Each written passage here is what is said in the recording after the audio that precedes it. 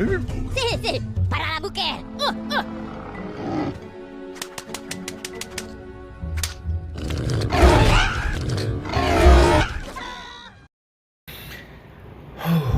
Where to begin? So, I know I get a lot of people curious about my position, why I'm always in the hospital, how come I'm always sick. And there's a simple answer to all that, with a very complicated problem attached to it. So I'll see if I can break this down for the best of my ability for all of you that are curious.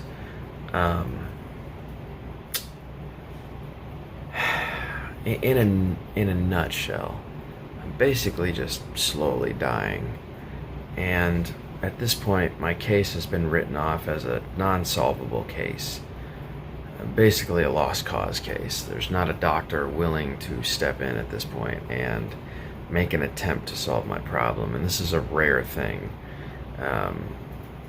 I gotta tell you, I've been through all the specialists at the regular hospital here. I've been through the specialists at TGH. There's only been a couple people willing to even take a shot at my circumstances. And unfortunately, I've reached this stage where I'm basically considered a lost cause case, or there's not enough skill involved from the doctor to be able to perform the procedure correctly without the worry of killing me in the process. This started off a very simple thing that probably could have been taken care of 3 or 4 years ago had I known that this was even taking place in the first place. So for those of you guys who don't know, I used to drink, and a lot. I used to drink a lot, and unfortunately I created cirrhosis of the liver because of my drinking habits in my early 20s, going into my 30s, and it cost me a lot. So I have, that we know of, I have stage 1 cirrhosis, which is scar tissue of the liver. And what happens is that scar tissue will back up and it will create a clot inside of the liver and back up the blood flow in the system, which will then screw up your spleen and enlarge your spleen and make your spleen really big, larger than it should, and it doesn't shrink, it doesn't go back down. And in this case, I had a couple bouts of pancreatitis, which didn't help either. I had 2 bouts of pancreatitis, and all of these different things caused me to create a blood clot in my main portal vein that feeds blood flow to all my major organs of my stomach. And we're not talking about a little clot, we're talking about a huge clot that had been getting worse over time. Now what happens is your body detects that there's a problem with the clot, and over time, given the right circumstances, it would be able to make its way, the blood flow would be able to make its way through it, or it would circumvent the clot by creating varice veins, varicose veins around it, and try to branch those veins off into other areas to help disperse the blood flow that was going through. Now, here's the issue. My body didn't just create a couple veins. Normally, your body would create 100, maybe less. My body created like 5 times that amount of veins to circumvent this blood flow, this blood clot in my portal vein, because of how large the clot was. And all those veins went everywhere, through my gastro area, inside my stomach. Like, it's a maze down there. And so basically what's happened is these veins are expanding because there's too much blood flow, and when they get too big, they burst, and when they burst, I internally bleed out.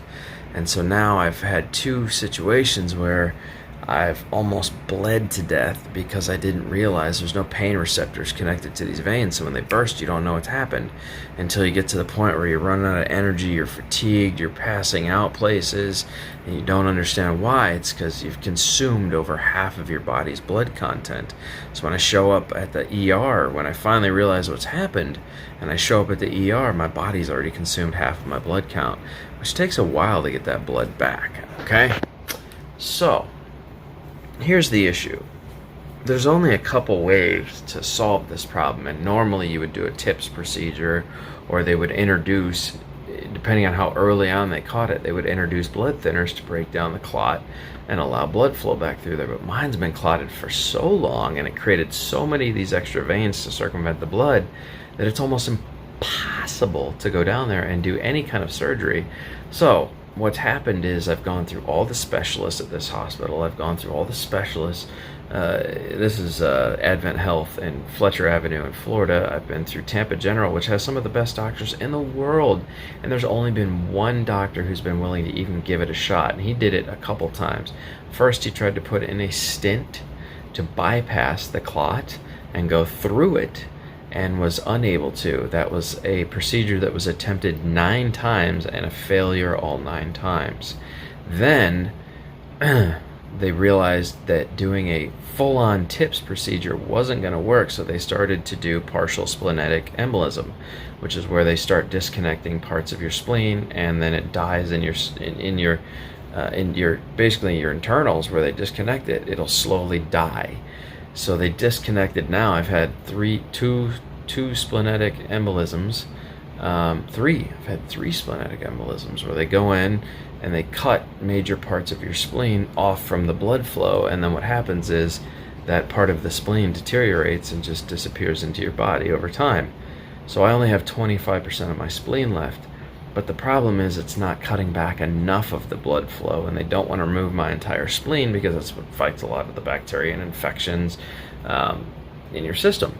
So basically what's happened is no doctor is willing to take a chance on my case anymore because of how bad these veins have spread throughout my body and how easy it is to clip one. I've had emergency banding done.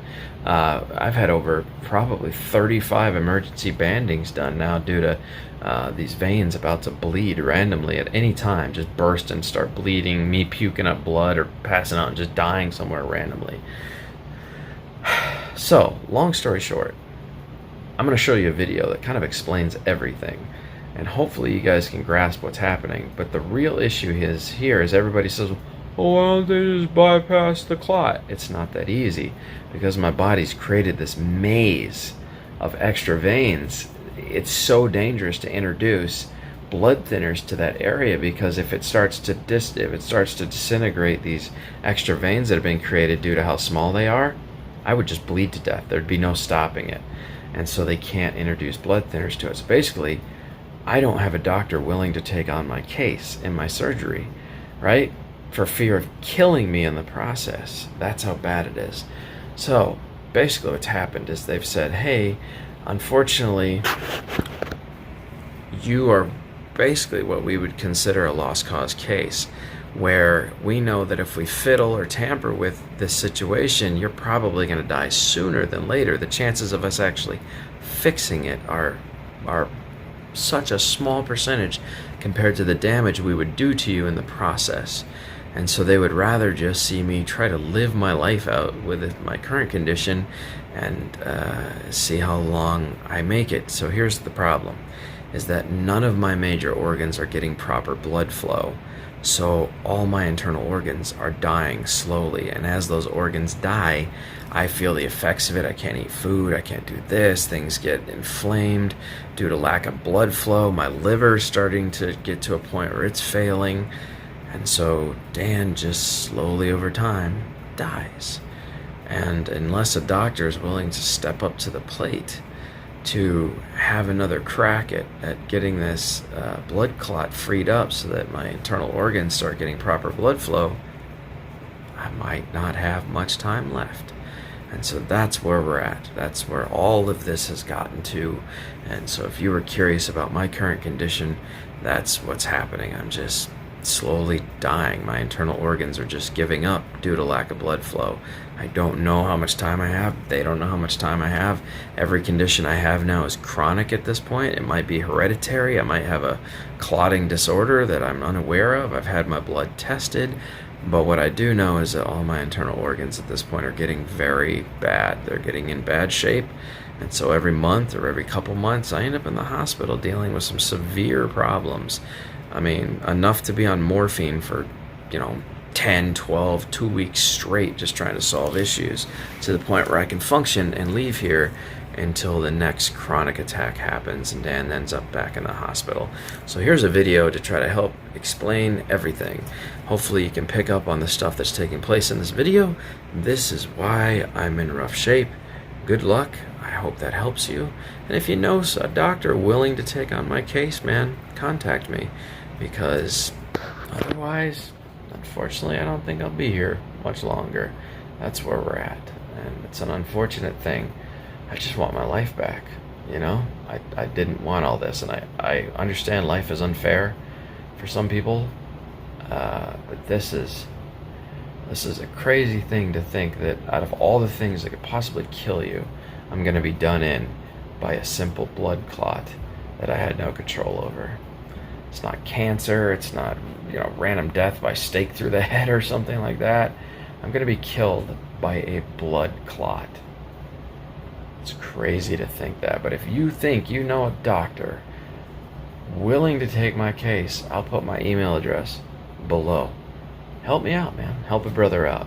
Here's the video to help explain things. Thanks for being supportive. As always, guys, I hope this explains the whole story and the shitty decisions I made in my early 20s, and I hope you don't make those decisions like I did.